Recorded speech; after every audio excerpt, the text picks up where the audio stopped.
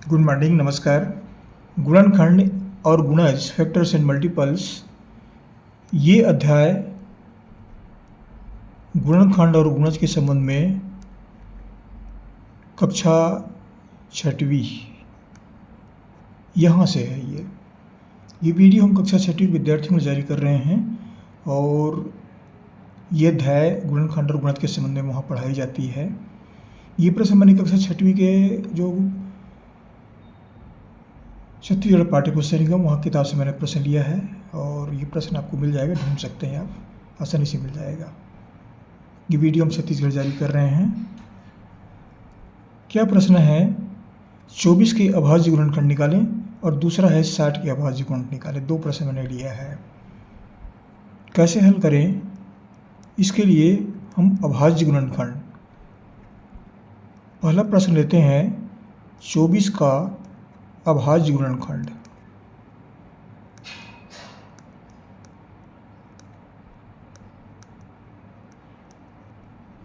चौबीस के अभाज्य गुणनखंड ज्ञात करने हैं। तो 24 का अभाज्य गुणनखंड ज्ञात करना है तो हम क्या करेंगे,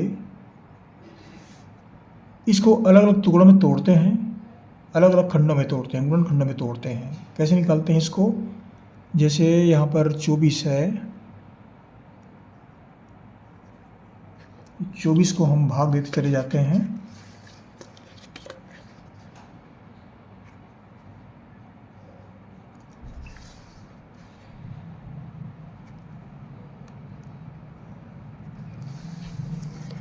तो देखिए ये सम संख्या है। 24 जो है, इकाई जो है 4 है, तो सम संख्या है। ये 2 0 2 4 6 8 0 से आता है तो ये इकाई संख्या में आता है। तो 4 जो है ये सम संख्या है, तो ये 2 से पहले भाग देंगे। इसको 2 से भाग चला जाएगा।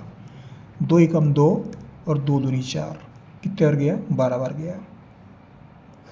ये फिर 2 जो है इकाई है, सम संख्या है, तो ये 2 से फिर भाग जाएगा। 2 6 का 12, 6 बार जाएगा। ये 6 जो फिर सम संख्या है तो 2 से और भाग जाएगा। 2 3 6। अब ये 3 जो है विषम संख्या आ गया तो 3 से ही भाग जाएगा, 2 से नहीं जाएगा। पूरा पूरा भाग जाना चाहिए। 3 से भाग देते हैं। 3 एकम 3, ये पूरा पूरा भाग चला गया। कितने भाग गया? 2 2 2 और 3, इतना भाग गया। तो 24 बराबर हमें क्या प्राप्त हुआ? 24 बराबर 2 गुणित 2 गुणित 2 गुणित 3, ये प्राप्त हुआ। 2 दूनी 4, 4 दूनी 8, 8 3 24, ये हमें 24 मिल गया। तो 24 का अभाज्य गुणनखंड क्या क्या हुआ? 24 का अभाज्य गुणनखंड, अभाज्य गुणनखंड जो होगा वह इन सब संख्याओं को लेंगे। 2 2 2 3, ये सब संख्या उसके अभाज्य गुणनखंड है। ये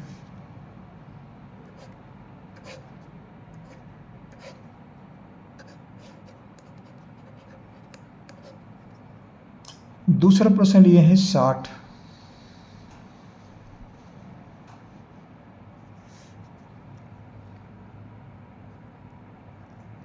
साठ का अभाज्य गुणनखंड निकालते हैं।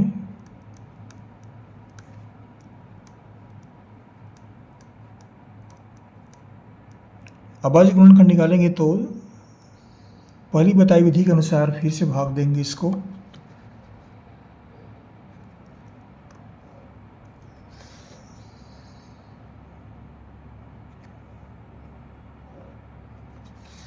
ये 60 जो है सम संख्या है तो 2 से भाग देंगे। सबसे छोटी संख्या 2 से, 3 से भाग चला जाएगा लेकिन 2 से पहले भाग देंगे।